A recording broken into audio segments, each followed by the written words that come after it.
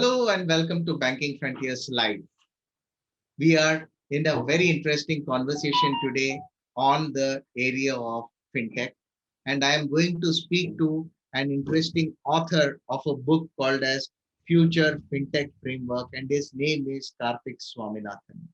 Let us try to learn from Kartik the entire inspiration behind this book and how does he see the fintech roadmap for the fintech enthusiast as well as the banks to go forward. Kartik, welcome to Banking Frontiers Live. Thanks, Babu. Nice to have this discussion with you and share some of my insights. What are the basic inspiration why you have written this book? If you can quickly tell on this. So it's very simple.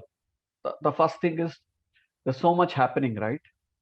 Right from the new entities, role of regulations. Every other day you see something new happening either in India or globally. So how do you make sense of this, right?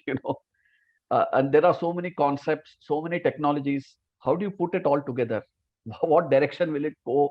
So I just said, let me put this jumbled thought in some form. So I structured this book, and that's how this book is born. So that's very simply put. So let us try to understand a little bit about the foundation frameworks on which you have put this book all together. The book says it's future fintech framework. Then I talk about three frameworks for innovation and growth, right? The first framework is basically user journey, right? What is happening is people are going to shift from product to customer. We keep talking about it many forums, right? How will that shift come when people are talking product and processes? So you need to shift from product to customer, and you need to shift from process to customer experience or user journeys. Second is something I call as a logical architecture. So we've heard of technical architecture, functional architecture, and the likes of those, right? So many architectures around, right? 3-tier and likes of those. I said, let's park it aside.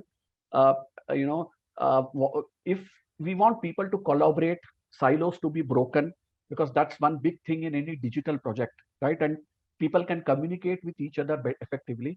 Third framework is what I call as fintech API marketplace. Future is going to be API marketplace driven. This is not my prediction. I can clearly see that happening. I think Singapore has already made that start by having APICs, right? Gradually, that's going to evolve. So you're going to have API marketplace where you're going to pick and choose APIs and render your whole application.